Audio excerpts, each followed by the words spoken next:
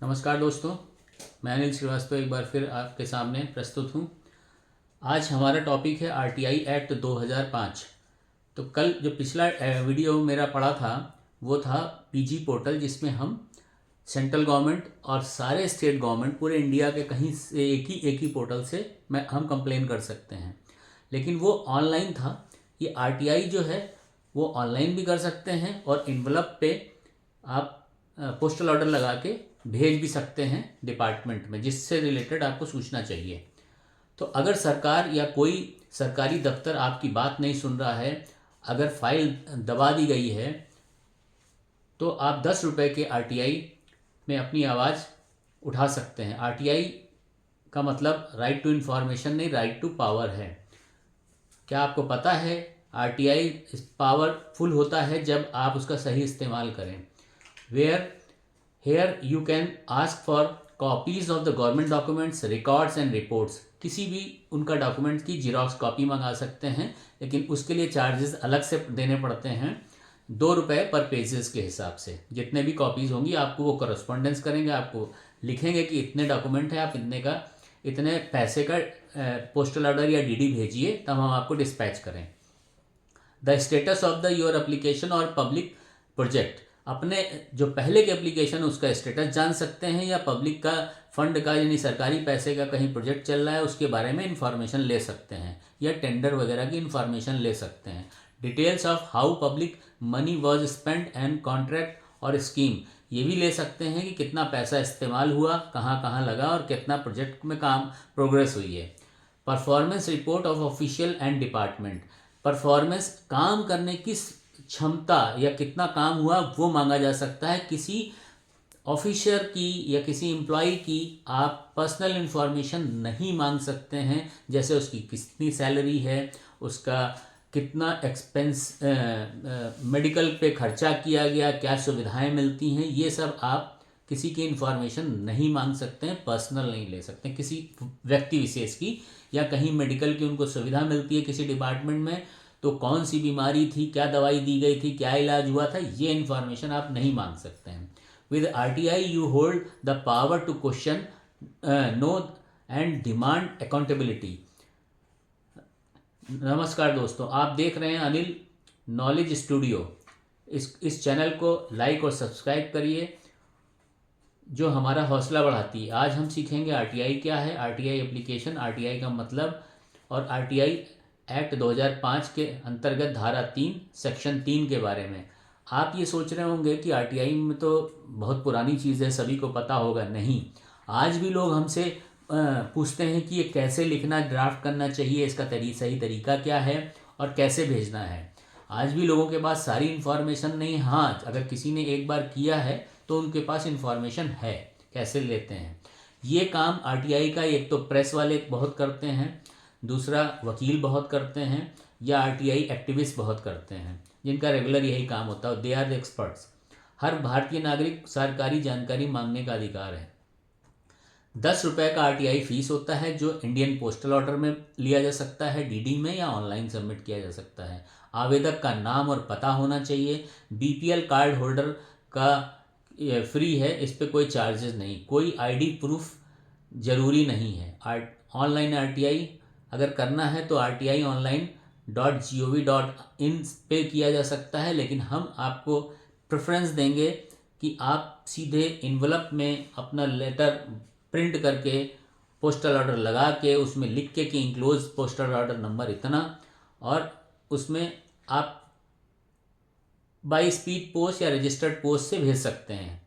Coverage all, इसके अंतर्गत सारे government institute, pure government, PSU like LIC, SBI, ONGC example के तौर पे है, प्लस जो एनजीओस में गवर्नमेंट फंड्स मिलते हैं उनके बारे में आरटीआई किया जा सकता है। कौन आरटीआई के अंतर्गत नहीं आते हैं? Private companies. लेकिन वहाँ पर जो हमने पीजी पोर्टल या एक दिन पहले जो वीडियो डाला है उसमें प्राइवेट कंपनीज भी कुछ कवर करती हैं, जैसे बैंक्स हैं, इंश्योरेंस कंपनी है, मेडिकल इंश्योरेंस कंपनीज हैं, और मोबाइल ऑपरेटर्स कंपनीज हैं। लेकिन यहाँ पर केवल प्राइवेट कंपनीज कवर होती हैं। एनजीओज जो सरकारी फंड न लेते हैं वो कवर नहीं होंगी। व्यक्तिगत जानकारी धारा 8 के अंतर्गत नहीं दी जा सकती है। अगर आप पहली बार में कोई सेटिस्फाई नहीं है तो अपील की जा सकती है। फिर सेकंड अपील होती है जो स्टेट और सेंट्रल इंफॉर्मेशन कमीशन में किया जाता है। रियल पावर ऑफ आरटीआई, जब सवाल सही हो तब जवाब सरकार को देना पड़ेगा, यही आरटीआई की ताकत है। आरटीआई एप्लीकेशन फॉर्मेट, आज RTI act 2025 explained online RTI process, ये हम समझेंगे। अब जो हम पढ़ने जा रहे हैं ये आप एक आम जनता के लिए नहीं है। हाँ, किसी एग्ज़ाम वगैरह में जो कॉम्पिटिटिव एग्ज़ाम वगैरह हैं उसमें इंफॉर्मेशन के तौर पे ये देखा जा सकता है। सूचना का अधिकार अधिनियम 2005 भारत की संसद और विधानसभा द्वारा पारित एक अधिनियम है जो नागरिकों की सूचना प्राप्त करने के अधिकार से संबंधित नियमों और प्रतिक्रिया को निर्धारित करता है। इनसे पूर्ववत सूचना की स्वतंत्रता अधिनियम 2002 का स्थान लिया है। 2005 के सूचना अधिकार अधिनियम के प्रावधानों के तहत भारत का कोई भी नागरिक किसी सार्वजनिक प्राधिकरण यानी कि सरकारी निकाय या राज्य की संस्था से सूचना का अनुरोध कर सकता है, जिसे शीघ्रतम या 3 दिन के भीतर उत्तर देना अनिवार्य है। यदि मामला याचिका के जीवन या स्वतंत्रता से संबंधित है तो सूचना 48 घंटों के भीतर प्रदान की जानी चाहिए। ये वैसे मामले में जब पुलिस किसी की जान माल का खतरा हो तो 48 आवर्स का टाइम पीरियड है। बाकी नॉर्मली 15 दिन, 20 दिन, यानी इवन 30 दिन में रिप्लाई आता है। अधिनियम के प्रत्येक सार्वजनिक प्राधिकरण को व्यापक प्रसार के लिए आप अपने अभिलेखों को कंप्यूटरीकृत करने और कुछ श्रेणियों की जानकारी को सक्रिय रूप से प्रकाशित करने की भी आवश्यकता है, ताकि नागरिकों को औपचारिक रूप से जानकारी का अनुरोध करने के लिए न्यूनतम सहारा लेना पड़े। आरटीआई विधेयक भारत की संसद द्वारा 15 जून 2005 को पारित किया गया था और 12 अक्टूबर 2005 को प्रभावी हुआ। औसतन प्रतिदिन 4800 से अधिक आरटीआई आवेदन किए जाते हैं। अधिनियम के प्रारंभ होने के 10 सालों के अंदर 1,75,00,000 से अधिक आवेदन दाखिल किए जा चुके हैं। यद्यपि सूचना का अधिकार भारत के संविधान और मौलिक अधिकारों के रूप में शामिल नहीं है, फिर भी यह संविधान के प्रदत्त अनुच्छेद 19(1) के तहत अभिव्यक्ति और वाक की स्वतंत्रता और अनुच्छेद 21 के तहत जीवन और व्यक्तिगत स्वतंत्रता का मौलिक अधिकारों की रक्षा करता है। सूचना का अधिकार अधिनियम 2005 के अंतर्गत आने वाले प्राधिकरणों को लोक प्राधिकारी कहा जाता है। सार्वजनिक प्राधिकरणों को में लोक सूचना अधिकारी PIO पब्लिक इंफॉर्मेशन ऑफिसर या प्रथम अपीलीय प्राधिकारी क्रमशः आवेदन के अपील पर निर्णय लेने के अर्ध न्यायिक कार्य करते हैं। यह अधिनियम भारतीय संविधान के निहित मौलिक अधिकार वाक स्वतंत्रता के सुदृढ़ करने के उद्देश्य से बनाया गया था। चूंकि सूचना का अधिकार आरटीआई भारतीय संविधान के अनुच्छेद 19 के अंतर्गत वाक और अभिव्यक्ति की स्वतंत्रता के अधिकार से निहित है, इसलिए ये अंतर्निहित मौलिक अधिकार है। भारत में सूचना का खुलासा परंपरागत रूप से आधिकारिक गोपनीयता अधिनियम 1923 और विभिन्न अन्य विशेष कानूनों द्वारा प्रतिबंधित है, जिससे नया आरटीआई नियम निरस्त करता है। सूचना का अधिकार भारत के नागरिकों के मौलिक अधिकार को संहिताबद्ध करता है। आरटीआई बहुत उपयोगी साबित हुआ है, लेकिन व्हीलर्स ब्लोअर्स प्रोटेक्शन एक्ट 2011 द्वारा इसे बाधित किया गया है। सूचना के अधिकार संशोधन अधिनियम 2019 सूचना का अधिकार अधिनियम की धारा 13, 16 और 27 में संशोधन करना चाहता है। मूल अधिनियम की धारा 13 ये केंद्रीय मुख्य सूचना आयुक्त के कार्यालय 5 वर्ष या 65 वर्ष की आयु तक जो भी पहले हो निर्धारित करती है। अंततः अश्वनी के सिंह के मामले में 20 सितंबर 2020 को यह स्थापित किया गया कि सूचना का अधिकार एक मौलिक अधिकार है। यह अधिनियम पूरे भारत में लागू होता है। इसमें कार्यपालिका, विधायिका, न्यायपालिका सहित सभी संवैधानिक प्राधिकरण शामिल हैं। संसद और राज्य मंडल के अधिनियम द्वारा स्थापित या गठित कोई भी संस्था या निकाय अधिनियम में यह भी परिभाषित किया गया है कि उपयुक्त सरकार के आदेश या अधिसूचना द्वारा स्थापित या गठित निकाय या प्राधिकरण जिसमें सरकार द्वारा स्वामित्व, नियंत्रण या पर्याप्त रूप से वित्त पोषित निकाय या गैर सरकारी संगठन प्रत्यक्ष या अप्रत्यक्ष रूप से निधियों द्वारा पर्याप्त रूप से वित्त पोषित शामिल हैं। निजी निकाय निजी निकाय अधिनियम के दायरे में नहीं आते हैं। सवरजीत राय बनाम दिल्ली विद्युत नियामक आयोग के एक फैसले में केंद्रीय सूचना आयोग ने इस बात की पुष्टि की कि निजीकृत सार्वजनिक उपयोगिता कंपनियां आरटीआई के दायरे में आती हैं। 2024 तक निजी संस्थान और गैर सरकारी संस्थान जो सरकार से अपने अवसंरचन निधि का 95% से अधिक प्राप्त करते हैं, अधिनियम के अंतर्गत आते हैं। राजनीतिक दल। केंद्रीय सूचना आयोग ने माना कि राजनीतिक दल सार्वजनिक प्राधिकरण हैं और सूचना के अधिकार अधिनियम के तहत नागरिकों के प्रति जवाबदेह हैं। CIC ने यह भी कहा कि 8 राष्ट्रीय दल Congress, Bhajpa, NCP, CPI-M, CPI और BSP, NPP और AITC को केंद्र सरकार द्वारा अप्रत्यक्ष रूप से पर्याप्त रूप से वित्त पोषित किया गया है और सार्वजनिक कार्यों में निर्वहन करने के कारण सूचना के अधिकार अधिनियम के तहत सार्वजनिक प्राधिकरणों का दर्जा रखते हैं। लेकिन अगस्त 2013 में सरकार ने सूचना का अधिकार संशोधन विधेयक पेश किया जो राजनीतिक दलों के कानून के दायरे से बाहर कर देगा। वर्तमान में कोई भी दल सूचना के अधिकार अधिनियम के अंतर्गत नहीं है और सभी राजनीतिक दलों को इसके अंतर्गत लाने के लिए एक मामला दायर किया गया है। संशोधन। सूचना के अधिकार अधिनियम 2019 जो 25 जुलाई 2019 को पारित हुआ ने केंद्र और राज्य सरकारों के CIC के कानूनों आयुक्तों की सेवा शर्तों के नियमों का संशोधन किया। इसकी आलोचना सूचना आयोग की स्वतंत्रता को कमजोर करने के रूप में की गई है। विशेष रूप से सरकार को सूचना आयुक्तों की सेवा अवधि और वेतन तय करने का अधिकार देकर। सर्वोच्च न्यायालय का फैसला। भारत के सर्वोच्च न्यायालय ने 13 नवंबर 2019 को दिल्ली उच्च न्यायालय के उस फैसले को बरकरार रखा जिसमें भारत के मुख्य न्यायाधीश के कार्यालय को सूचना के अधिकार आरटीआई के अधिनियम के दायरे में लाया गया था। शासन और प्रक्रिया। भारत में सूचना के अधिकार के संचालन 2 प्रमुख निकायों द्वारा किया जाता है। केंद्रीय सूचना आयोग मुख्य सूचना आयुक्त के सभी केंद्रीय विभागों और मंत्रालयों के प्रमुख हैं और अपने अपने सार्वजनिक सूचना अधिकारी PIO होते हैं। CIC सीधे भारत के राष्ट्रपति के अधीन होते हैं। भारत सरकार के अधीन सार्वजनिक प्राधिकरणों के और विभागों को केंद्रीय सार्वजनिक सूचना अधिकारी और अपीलीय प्राधिकारी नियुक्त करना आवश्यक है। सूचना के अधिकार आरटीआई अधिनियम के तहत सूचना का अनुरोध करने वाले नागरिकों के लिए CPIO प्रारंभिक संपर्क बिंदु होता है। यदि कोई नागरिक राज्य सार्वजनिक सूचना अधिकारी SPIO द्वारा दिए गए उत्तर से असंतुष्ट है तो वो नामित अपीलीय अधिकारी के पास अपील दायर कर सकता है। राज्य सूचना आयोग एक स्वायत्त निकाय है जिसकी स्थापना राज्य सरकार द्वारा जनता के सूचना के अधिकार के सुनिश्चित करने के लिए की जाती है। SIC में एक राज्य मुख्य सूचना आयुक्त और एक अधिकतम 10 राज्य सूचना आयुक्त होते हैं। राज्यपाल एक समिति की सिफारिश पर SIC के सदस्यों की नियुक्ति करते हैं। सार्वजनिक प्राधिकरणों और सार्वजनिक विभागों को एक राज्य लोक सूचना अधिकारी और एक अपीलीय प्राधिकारी नियुक्त करना अनिवार्य है। SPIO सूचना के अधिकार आरटीआई के अधिनियम के तहत सूचना प्राप्त करने वाले नागरिकों के लिए प्रारंभिक संपर्क बिंदु है। यदि कोई नागरिक SPIO के उत्तर से असंतुष्ट है तो अपीलीय अधिकारी के पास अपील कर सकता है।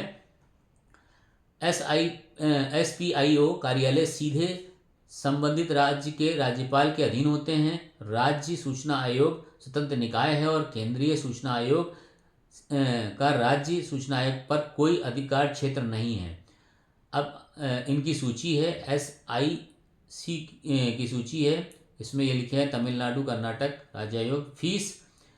किसी भी सार्वजनिक प्राधिकरण की जानकारी की प्राप्त करने के लिए इच्छुक नागरिक के आवेदन के साथ डाक आदेश या मांग पत्र, बैंकर चेक यानी IPU, इंडियन पोस्टल ऑर्डर या सार्वजनिक प्राधिकरणों द्वारा न्यायालय के स्टंप सूचना प्राप्त करने के लिए निर्धारित शुल्क के रूप में भेजना आवश्यक है। यदि व्यक्ति वांछित समुदाय से है तो उसे भुगतान करने की आवश्यकता नहीं है। यानी कि बीपीएल कैटेगरी से आवेदक को सूचना प्रदान करने की लागत के लिए अतिरिक्त शुल्क का भुगतान भी करना पड़ सकता है। यानी कि 2 रुपये पर पेज के हिसाब से कोई इन्फॉर्मेशन मंगानी है, जेरॉक्स का खर्चा देना पड़ सकता है। बीपीएल वालों को अपने बीपीएल के कार्ड की कॉपी लगानी पड़ेगी कि हम क्यों नहीं दे रहे हैं, जिसका विवरण सूचना अधिकारी द्वारा आरटीआई अधिनियम के अंदर सूचित किया जाएगा। सूचना प्रणाली के डिजिटल अधिकार, एक डिजिटल पोर्टल आरटीआई पोर्टल स्थापित किया गया है जो नागरिकों के लिए प्रथम अपीलीय प्राधिकारी पीआईओ आदि के विवरण को त्वरित खोज के लिए एक प्रवेश द्वार, साथ में भारत सरकार और राज्य सरकारों के अधीन विभिन्न सार्वजनिक प्राधिकरणों द्वारा वेब पर प्रकाशित आरटीआई संबंधी सूचनाओं तक पहुंच प्रदान करता है। ये कार्मिक और प्रशैक्षणिक विभाग, कार्मिक, लोक शिकायत और पेंशन मंत्रालय द्वारा की गई एक पहल है।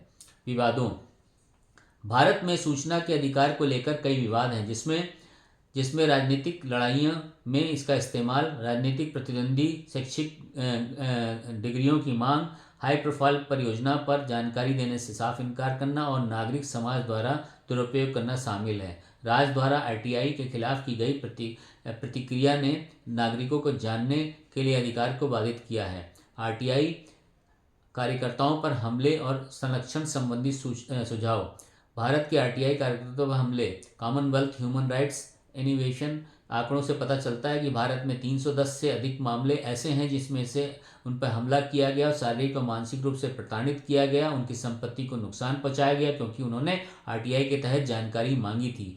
आंकड़ों में 50 से अधिक कथित हत्याएं और 2 आत्महत्याएं भी शामिल हैं, जिसका सीधा संबंध आरटीआई आवेदकों से था। इसको आरटीआई एक्टिविस्ट भी बोलते हैं। आरटीआई अधिनियम 2005 ये केंद्र राज्य सरकार पर लागू होती है, दोनों राज्य और केंद्र पे दोनों पे लागू होती है। इससे सार्वजनिक प्राधिकरणों के प्राधिकारी भी शामिल हैं। इन घटनाओं से प्रेरित होकर 2008 में एक हिंदी फिल्म हल्ला बोल बनी थी। इस बात पर एक सहमति है कि सूचना के अधिकार अधिनियम में संशोधन करने की आवश्यकता है ताकि अधिनियम के तहत सूचना मांगने वाले को संरक्षण प्रदान किया जा सके।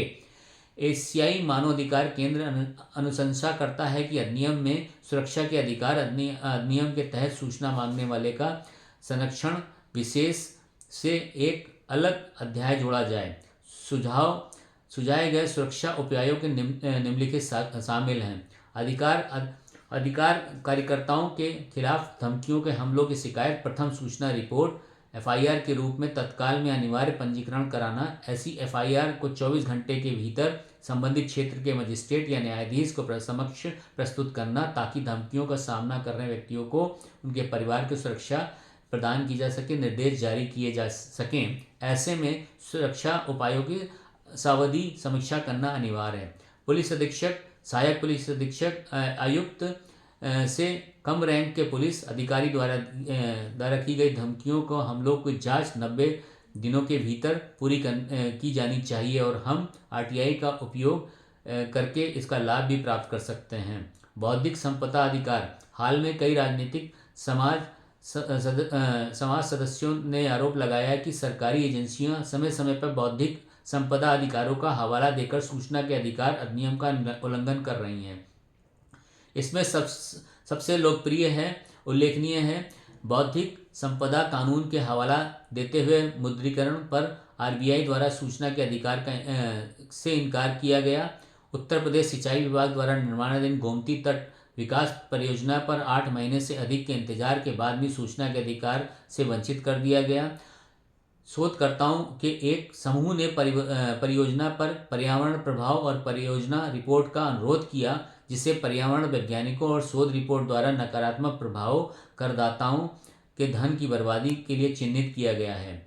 लोगों को आरटीआई दाखिल करने से प्रतिबंधित किया गया। गुजरात राज्य आयोग ने 10 लोगों को आरटीआई संबंधित प्रश्न दाखिल करने से प्रतिबंधित कर दिया, यह कहते हुए कि लोग दुर्भावनापूर्ण इरादों से कई प्रश्न दाखिल करके सरकारी अधिकारियों को परेशान कर रहे हैं। गैर सरकारी संगठन निहिती अधिकार गुजरात पहल ने बताया कि गुजरात में आरटीआई संबंधी पूछताछ दाखिल करने पर प्रतिबंध पहली बार लगाया गया था और यह भी कहा कि अधिनियम में आवेदकों को ब्लैकलिस्ट करने का कोई प्रावधान नहीं है। वाद विवाद, आरटीआई की अस्वीकृति। विद्वान तर्क देते हैं कि सूचना के अधिकार अधिनियम का मूल उद्देश्य सरकार को पारदर्शिता और जवाबदेही बनाना है, लेकिन आरटीआई अनुरोधों के अस्वीकार किए जाने और नौकरशाही प्रणालियों के हजारों अनुरोध और ठप होने के कारण यह उद्देश्य विफल हो रहा है। कई आरटीआई खारिज कर दिए गए क्योंकि दाखिल की जाने वाली नौकरशाही संबंधी आवश्यकताएं, जिसमें इस्तेमाल की जाने वाली तकनीकी भाषा भी शामिल है, आम नागरिकों के लिए बहुत बोझिल और कानूनी होती हैं। दिल्ली में सूचना आयुक्तों को भेजी गई 60% आरटीआई अपीलें विभिन्न कारणों से खारिज कर दी जाती हैं। इसमें यह भी शामिल है कि अपीलें टाइप नहीं की गई हैं या अंग्रेजी में नहीं लिखी गई हैं या संलग्न दस्तावेजों की सूची या तिथि का उल्लेख नहीं है। ये नौकरशाही बाधा, उच्च शिक्षा या सूचना तक पहुंच न रखने वालों के लिए और भी बदतर है, जिससे सूचना का अधिकार दुर्गम हो जाता है। कई नागरिकों को अपनी आरटीआई दाखिल करने के लिए गैर सरकारी संगठनों, आरटीआई कार्यकर्ताओं या वकीलों की मदद लेनी पड़ती है। फायदे: कई कार्यकर्ता सूचना के अधिकार अधिनियम को ब्रिटिश उपनिवेशवाद के अंतिम मुक्ति के रूप में देखते हैं। वे आरटीआई कानून का आम नागरिकों को सशक्त बनाने और शासन की संस्कृति को पारदर्शिता, कम भ्रष्ट, सहभागी और जवाबदेही बनाकर बदलने का साधन मानते हैं। वे यह भी कहते हैं कि आरटीआई अनुरोध कार्यकर्ताओं को सामाजिक मुद्दों और एक विस्तृत श्रृंखला पर राजनीतिक रणनीति और आधार प्रदान करते हैं, जिसमें भूमि और पर्यावरण अधिकार, सामाजिक सुरक्षा लाभ, वित्तीय संस्थानों का कामकाज, राजनीतिक दलों के वित्त पोषण में सुधार, नागरिक अवसंरचना और यहाँ तक कि सार्वजनिक निजी सहभागिता शामिल है। छूट प्राप्त संगठन: अधिनियम की धारा 24 के अनुसार भ्रष्टाचार या मानवाधिकार उल्लंघन के मामले को छोड़कर केंद्र और राज्य सरकार दोनों के खुफिया और सुरक्षा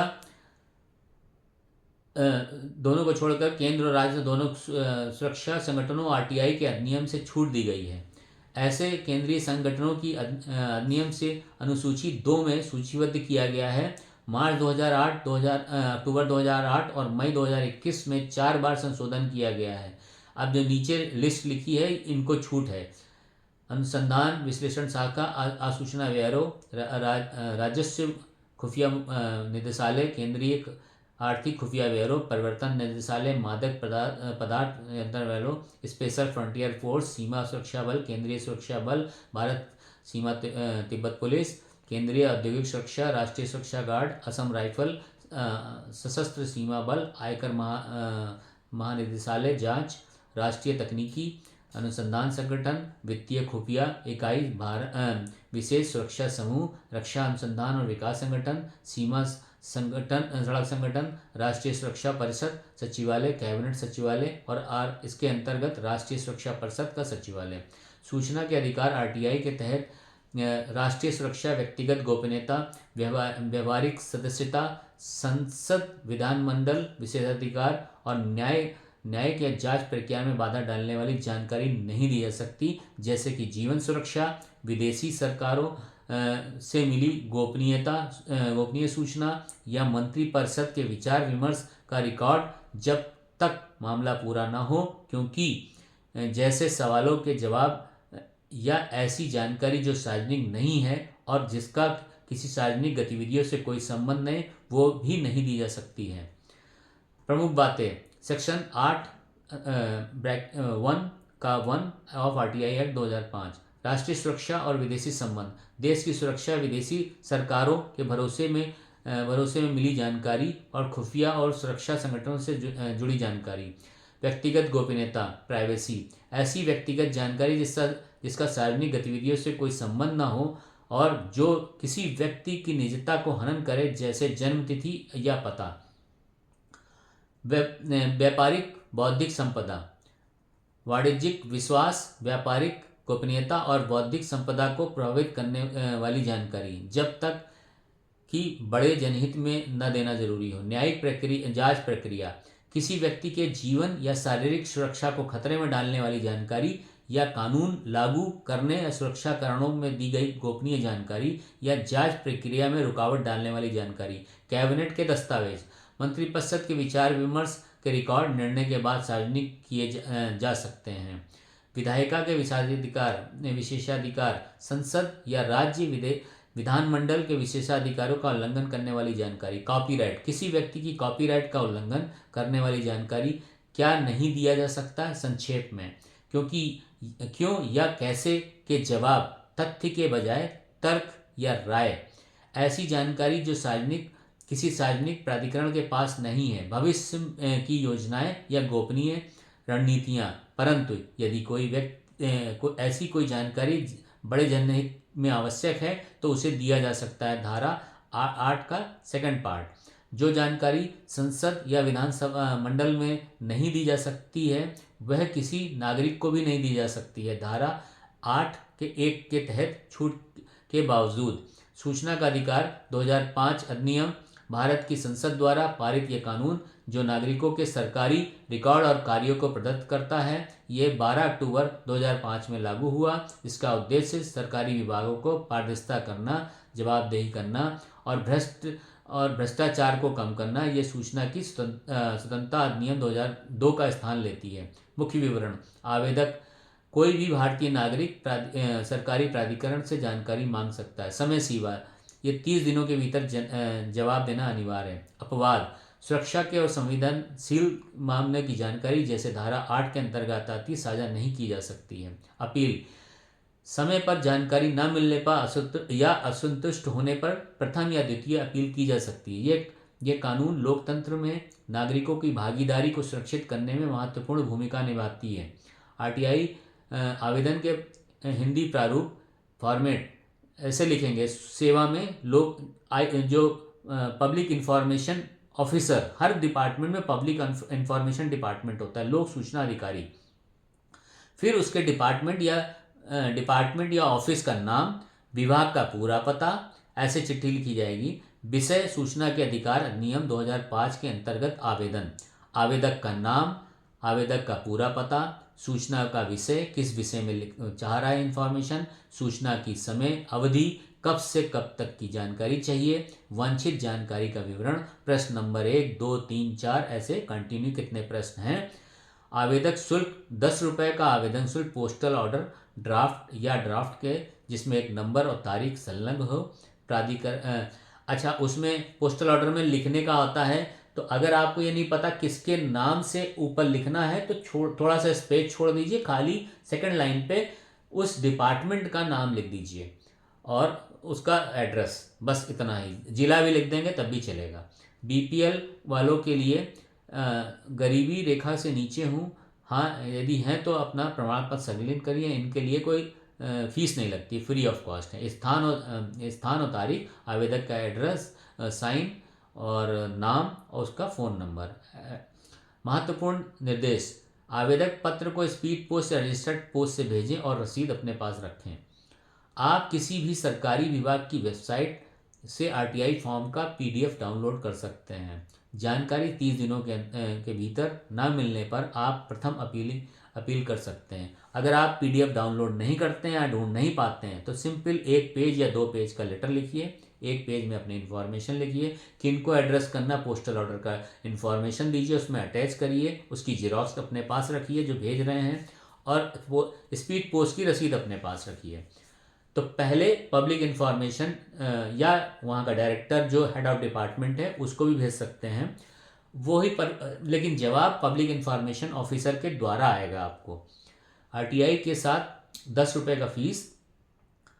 fill it by the one blank, ऊपर का थोड़ा अगर आपको नहीं पता किसको, उनके बैंक अकाउंट क्या है, किस नाम से है, तो आप थोड़ा सा स्पेस छोड़ के केवल इंस्टीट्यूट या डिपार्टमेंट का जिसको आप भेज रहे हैं उनका सिटी और वो भेज रहे हैं।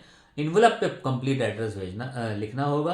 बाकी वहाँ अपना उसमें पोस्टल ऑर्डर में अपना नाम और एड्रेस भी नीचे डालना होता है।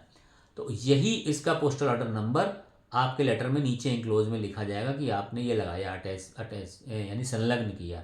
कोई आईडी की ज़रूरत नहीं। आरटीआई लागू होती है सेंट्रल और राज्य सरकार दोनों पे, नगर निगम, पंचायत, सरकारी बैंक, एलआईसी, सरकारी कॉलेज और अस्पताल आरटीआई का जवाब 30 दिन में होता है, दिया जाना चाहिए। स्वतंत्रता का अधिकार आरटीआई अधिनियम 2005 के विशेष धारा 7 का 1 के प्रावधान के अनुसार किसी व्यक्ति के जीवन या स्वतंत्रता से संबंधित जानकारी अनुरोध प्राप्त होने पर 48 घंटों के भीतर उपलब्ध कराई जानी चाहिए। ये पुलिस स्टेशन वाले करते हैं।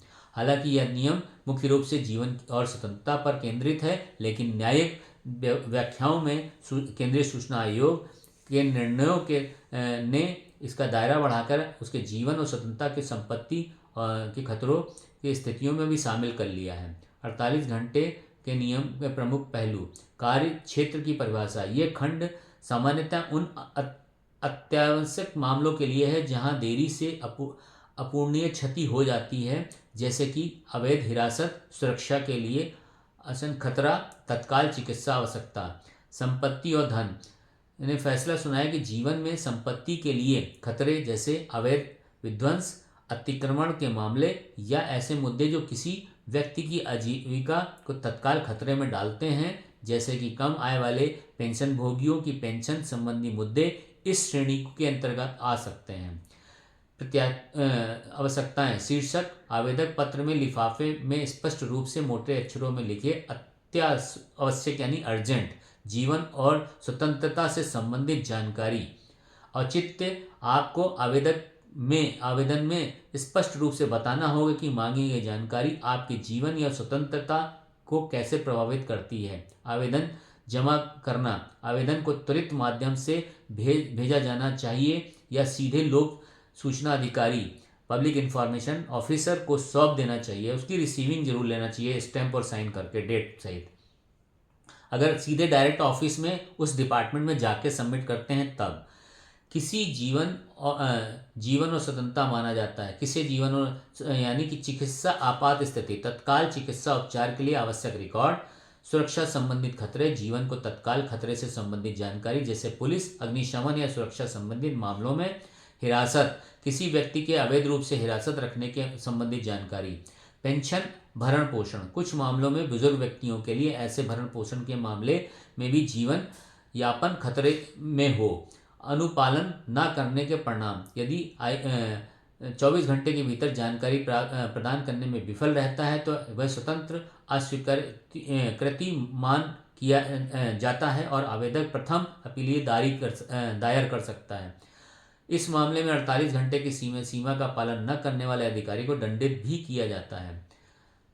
अस्वीकरणीय, केवल जीवन और स्वतंत्रता का उल्लेख करने से तत्कालिकता का प्रमाण दिए जाने बिना बताए गए किसी जानकारी आपके अधिकारों की रक्षा कैसे करती है। आईपीओ में इस मामले में 30 दिनों के आवेदन के रूप में मान सकता है।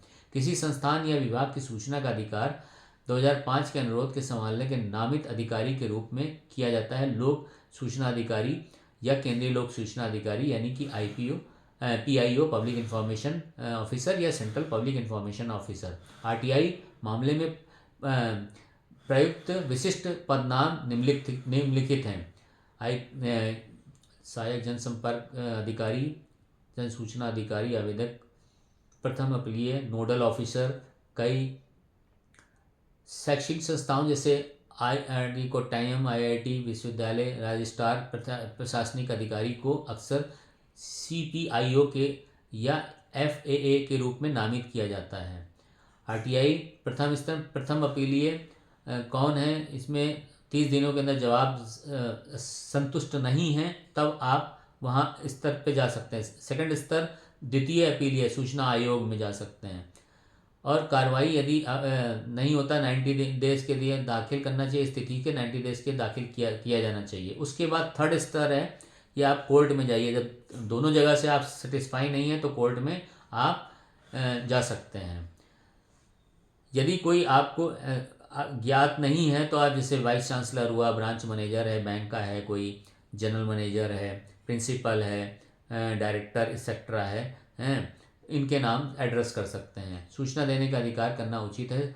डॉक्यूमेंट चार्जेस, हाँ, अगर आपको कोई फ़ोटोकॉपी उसके दस्तावेज चाहिए तो ₹2 पर पेज A4 A3 आकार के हिसाब से आपको पैसे देने होंगे। और जो BPL कैटेगरी का है उसको कुछ नहीं देना होगा, निःशुल्क है। फ़ोटोकॉपी 2 रुपये पर पेज है। दस्तावेज उदाहरण के लिए बड़े आकार की वास्तविक लागत की कीमत जो होगी, फ्लॉपी डिस्क 50 रुपये या प्रति डिस्केट या फ्लॉपी। अब ये तो फ्लॉपी वगैरह चलती नहीं, पुराना रिकॉर्ड है। अब अभिलेखों का निरीक्षण पहले घंटे के लिए निःशुल्क, उसके बाद प्रत्येक घंटे के लिए अंशदान ₹5 शुल्क। मुद्रित प्रकाशन 2 रुपये पर पेज के हिसाब से फ़ोटोकॉपी। भुगतान के तरीके विधिवत तरीके से demand draft, DD, postal order के द्वारा ये पैसे दिए जा सकते हैं। आपको उससे डिमांड करी जाएगी, हमें इतना पैसा भेजिए, तब वो आपको जेरॉक्स करा के वापस भेज देंगे। विलंबता के लिए कोई शुल्क नहीं है। यदि सूचना 30 दिन के आमतौर पर 30 दिन के अंदर भीतर जानकारी प्रदान करने में विफल रहता है तो कोई शुल्क नहीं लिया जाता है। राज्यवार विभिन्नताएं, हालांकि केंद्रीय नियम लागू हैं अलग अलग ट्रस्ट के लिए। उदाहरण के लिए कुछ राज्यों में 1 रुपये पर पेज के हिसाब से है। ऑनलाइन विवरण शुल्क ऑनलाइन पोर्टल के माध्यम से ऑनलाइन किया जा सकता है। इसके अलावा ये है इसका फ्लो चार्ट। RTI रिक्वेस्ट हुआ, रिप्लाई आया, 5 दिन में ट्रांसफ़र हुआ, नो रिप्लाई आया 30 दिन में, फिर वापस हुआ, 30 दिन से रिप्लाई नहीं आया, नॉट सेटिस्फाई तो फर्स्ट अपील पे जाइए, फिर सेटिस्फाई नहीं तो सेकंड अपील पे जाइए। अगर सेटिस्फाई हो जाएंगे तो क्लोज हो जाएगा। फिर 45 डिसीजन नहीं हुआ, 45 डेज़, फिर 90 डेज़ थर्ड डिसीजन में। 90 डेज़ के बाद आप कोर्ट में जा सकते हैं। पहले ऐसा था, अनऑर्गेनाइज था, तो आप अलग अलग चिट्ठियाँ भेजते थे अलग अलग जगह पे। अब क्या है कि सिंगल ऑनलाइन प्लेटफॉर्म है, सिंगल प्रोसीजर है और सिंगल पेमेंट विंडो है। RTI from anywhere, electronic tracking and information sharing, efficient use of the public money and resources, easy analysis, improvement. ये है, पहले रिजेक्शन भी होता था, अब बाउंड है, इनको देना ही देना है। ये पहले और आज का 1 RTI, ऑर्गेनाइज हो गया, अनऑर्गेनाइज 1 नेशन है। तो इस तरीके से है। तो धन्यवाद। आज का सेशन यहीं ख़त्म होता है। आपको कैसा लगा, लाइक करिए, सब्सक्राइब करिए और शेयर करिए।